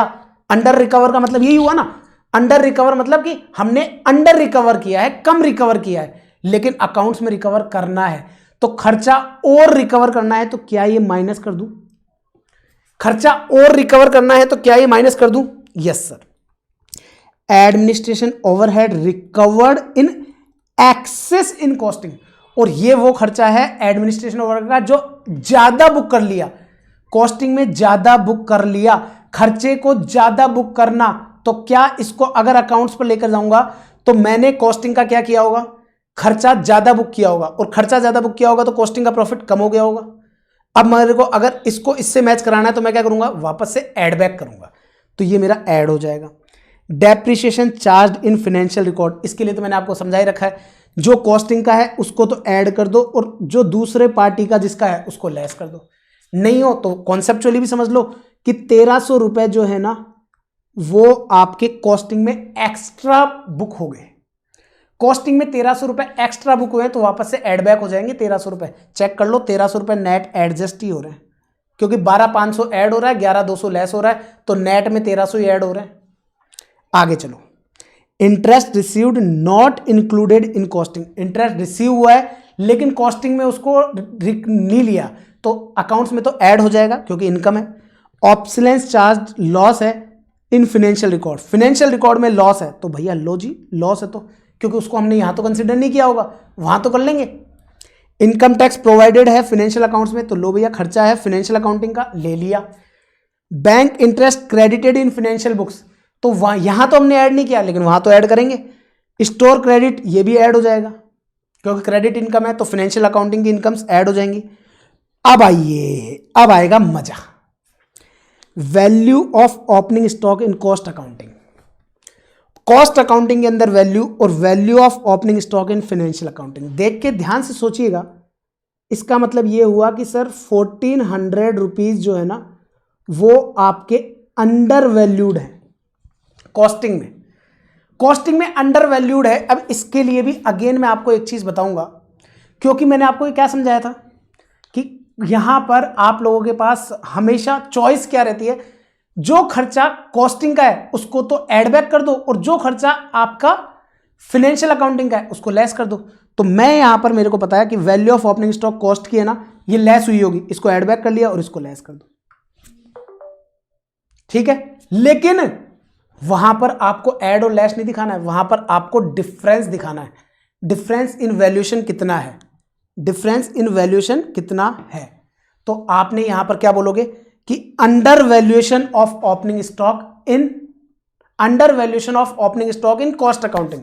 अंडर वैल्यू किया इसका मतलब क्या है सर? अंडर वैल्यू करने का मतलब है हमने खर्चा कम बुक किया। ओपनिंग स्टॉक इज ए खर्चा, मैंने तो यही बोला था ओपनिंग स्टॉक खर्चा है, तो आप ये 1400 रुपए और एडिशनली लेस कर देंगे, ठीक है। आगे चलिए, फिर क्लोजिंग स्टॉक की बात कर लेते हैं। तो क्लोजिंग यहां पर 52,000 है जबकि यहां पर कम है, इसका मतलब यहां पर ओवर वैल्यूएशन है, आपका ओवर वैल्यूएशन है आप लोगों के लिए क्लोजिंग स्टॉक का। तो क्लोजिंग स्टॉक का ओवर वैल्यूएशन का मतलब कितना ओवर वैल्यूएशन है सर? 2400 रुपए, मतलब कि 2400 रुपए इनकम में एक्स्ट्रा बुक हो गए, इनकम में 2400 रुपए एक्स्ट्रा बुक हो गए, तो यहां से लेस और ये ऐड। मैंने तो बोला ही है, जो कॉस्टिंग का है अगर ओपनिंग स्टॉक था तो लेस हुआ होगा, ऐड बैक कर दिया। इनकम है क्लोजिंग स्टॉक तो ऐड हुआ होगा तो लेस कर दिया। Interest charge in cost accounting but not in financial accounting, interest का कोई खर्चा है जो कॉस्ट अकाउंटिंग में तो चार्ज किया है बट फाइनेंशियल अकाउंटिंग में चार्ज नहीं किया, तो कोई बात नहीं, फाइनेंशियल अकाउंटिंग में चार्ज नहीं किया अब चार्ज कर लो। इंटरेस्ट सॉरी, अब चार्ज कर लो क्या? आपने इंटरेस्ट जो है चार्ज कर लिया कॉस्ट अकाउंटिंग में, फाइनेंशियल अकाउंटिंग में वो होना ही नहीं है, तो आपने चार्ज कर लिया ना, तो माइनस किया होगा, वापस से ऐड बैक कर लिया। प्रीलिमिनरी एक्सपेंसेस रिटर्न ऑफ हुए हैं फाइनेंशियल अकाउंटिंग में, इसका मतलब प्रीलिमिनरी एक्सपेंसेस फाइनेंशियल अकाउंटिंग में लेस होने, तो फाइनेंशियल अकाउंटिंग में लेस होने तो यहां पर तो नहीं करे होंगे ना उनको लेस, तो लेस कर दो। और प्रोविजन फॉर डाउटफुल डेट ये भी खर्चा है तो ये भी लेस कर देंगे फाइनेंशियल अकाउंटिंग पर्पस के लिए, ठीक है। तो चलिए अब आप देखते हैं इसको कैसे कैसे क्या क्या सॉल्व करना है। आइए दोस्तों, अब हम लोग इसका क्वेश्चन करते हैं,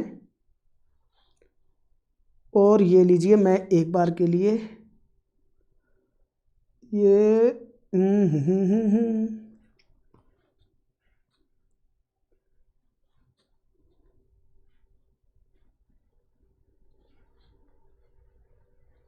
just a second guys, just a second.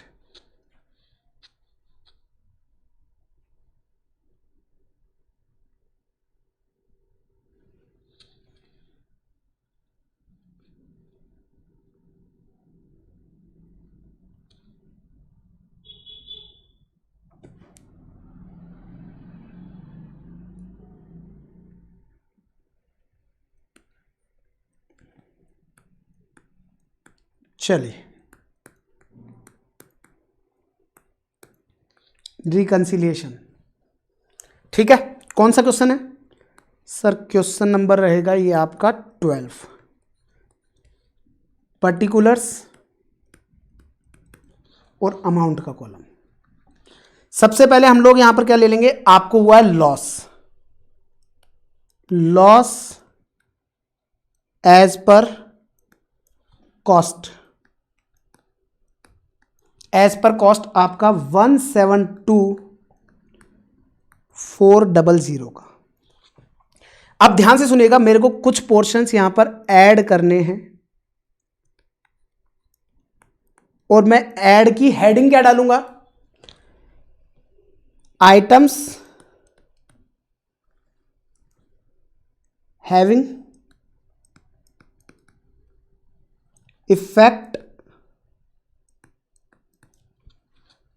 on effect to increase financial profit।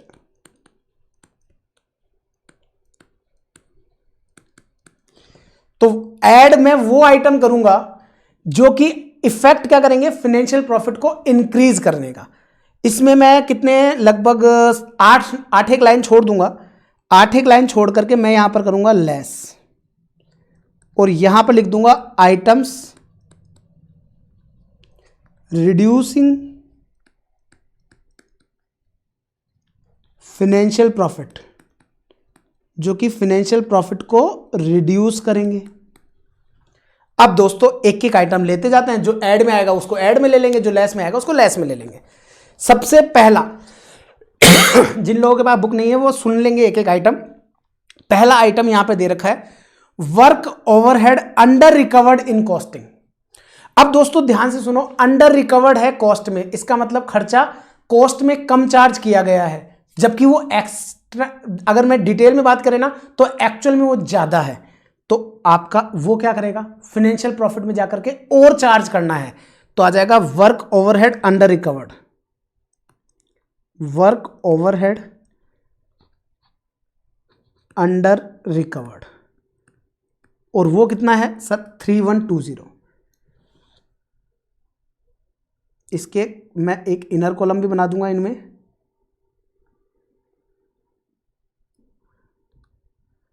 ये इनर कॉलम हो जाएगा, ताकि हम एक साथ बाद में टोटल करके एड लेस एक साथ कर दें। तो वर्क ओवरहेड अंडर रिकवर्ड कितने अमाउंट का, 3120 का। आगे चलिए, अगला क्वेश्चन बोलता है एडमिनिस्ट्रेशन ओवरहेड रिकवर्ड एक्सेस में हो गया, तो भैया वापस से एडमिनिस्ट्रेशन ओवरहेड वापस से ऐड बैक कर लो, क्योंकि एक्सेस रिकवर हो गया, एक्सेस रिकवर, और वो एक्सेस रिकवर कितना हो गया सर 1700। दोस्तों डेप्रीशिएशन, आप देखो ध्यान से, डेप्रीशिएशन जो है ना वो 11,200 रुपए का फाइनेंशियल अकाउंटिंग में चार्ज होगा और 12,500 कॉस्टिंग में चार्ज हो गया। इसका मतलब क्या हुआ सर, ओवर चार्ज हो गया है डेप्रीशिएशन। अब डेप्रीशिएशन ओवर चार्ज हो गया ना, क्योंकि 11,200 ही होना चाहिए था, हो गया ज्यादा चार्ज। ज्यादा चार्ज होने का मतलब है कि प्रॉफिट को कम कर दिया उसने, तो अब उस प्रॉफिट को वापस इंक्रीज कर देंगे। तो मैं यहां पर लिख रहा हूं over charge depreciation, over charge depreciation इन कॉस्ट। और कितना ओवर चार्ज किया गया सर, 12,500 में से 11,500 का डिफरेंस ले लो, 12,500 माइनस 11,200, तो ये ओवर चार्ज जो किया गया है कॉस्टिंग में वो है 1,300 का, तो 1,300 रुपए वापस से ऐड बैक हो जाएंगे। इसके बाद में interest received not included in costing, interest received तो हुआ है लेकिन कॉस्टिंग में इंक्लूड नहीं किया, तो कोई बात नहीं, फाइनेंशियल अकाउंटिंग में तो करेंगे ना। तो इंटरेस्ट रिसीव्ड, और इंटरेस्ट रिसीव्ड कितना है सर 8,000, ले लिया। आगे चलो, ऑब्सिलेंस चार्ज इन फाइनेंशियल रिकॉर्ड्स, कुछ ऑब्सिलेंस है जो यहां चार्ज नहीं करे तो यहां तो चार्ज करने हैं ना।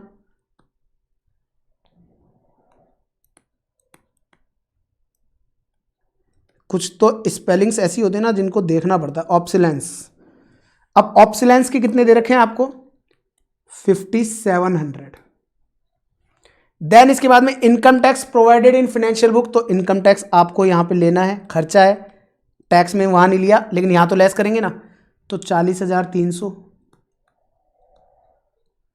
फिर आपका आ जाएगा बैंक इंटरेस्ट जो कि फाइनेंशियल बुक्स में लेना है, तो लो भैया बैंक इंटरेस्ट,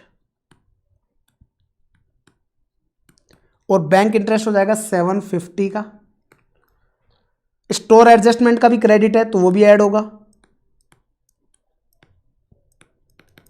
475 का। आगे चलो, अब ध्यान से देखिएगा, value of opening stock cost में तो है 52,600 और फाइनेंशियल अकाउंटिंग में 54,000। इसका मतलब क्या हुआ, इसका मतलब यह है सर हमने अंडर वैल्यू कर रखा है कॉस्ट में। कॉस्ट में हमने 52,600 ही चार्ज किया है जबकि वो 54,000 होना चाहिए था। दैट में 1,400 रुपए हमने कम चार्ज किया हुआ है। समझ रहे हो, ये पॉइंट समझना जरूरी है। हमने 52,600 रुपए ही चार्ज किया है कॉस्ट में, जबकि अकाउंट्स कहता है 54,000 होना चाहिए था। इसका मतलब क्या हुआ, अंडर रिकवर्ड है, अंडर वैल्यूड है। तो under valuation of opening stock,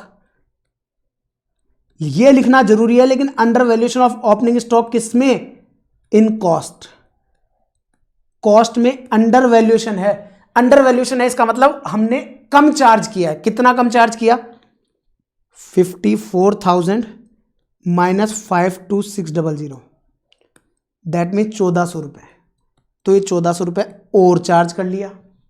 आगे चलिए, वैल्यू ऑफ क्लोजिंग स्टॉक 52,000 है आपकी कॉस्ट में और वही होनी चाहिए 49,600। इसका मतलब हमने ओवर वैल्यूएशन किया है, और आपको पता है ओवर वैल्यूएशन का मतलब हो गया कि हमने प्रॉफिट को एक्स्ट्रा बढ़ा के दिखा दिया।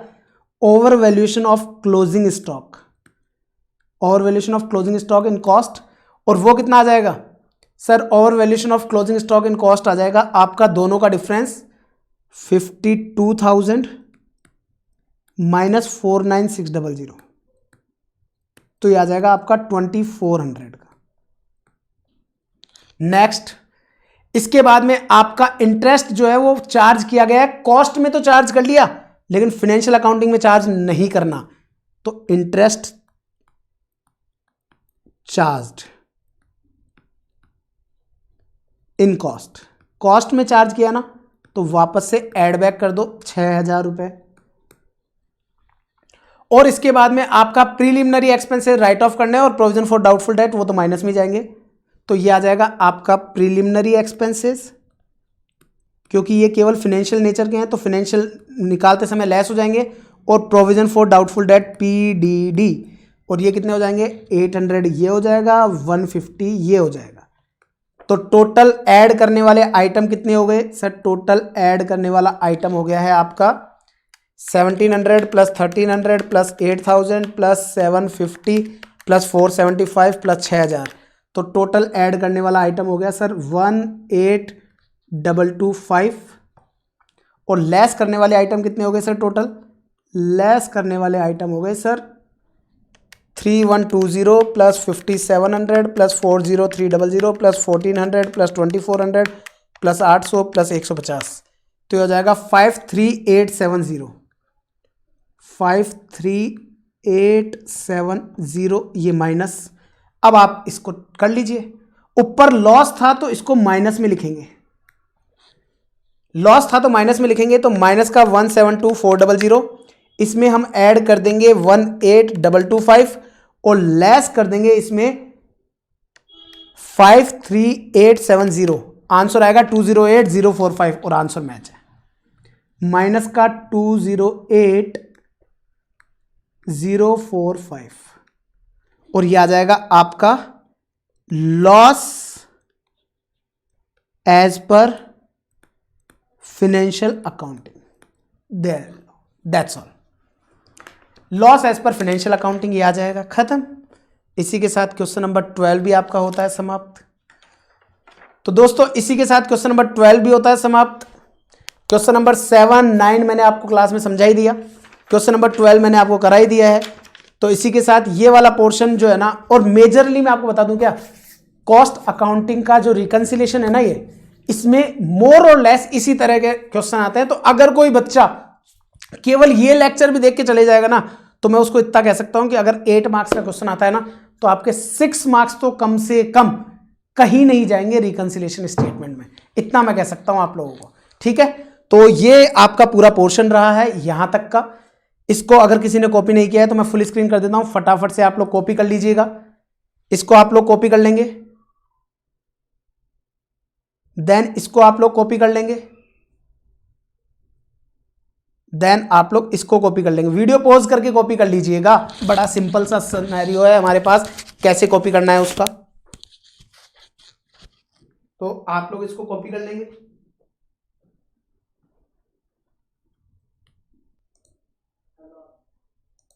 That's all. सो इसी के साथ ये जो मेजर पोर्शन है ना, ये होता है कंप्लीट। मतलब कि रिकंसिलेशन में मोर और लेस अगर कोई बच्चा चाहे ना, तो इस वाले वीडियो को एज ए रिवीजन वीडियो भी ट्रीट कर सकता है।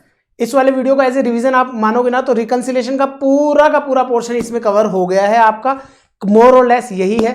बाकी का हम नेक्स्ट पार्ट में देखेंगे कि आगे के क्वेश्चंस किस तरह से करने हैं। तो अभी के लिए इस वाले पार्ट में मैं इतना ही रख रहा हूं। That's all, bye bye, take care.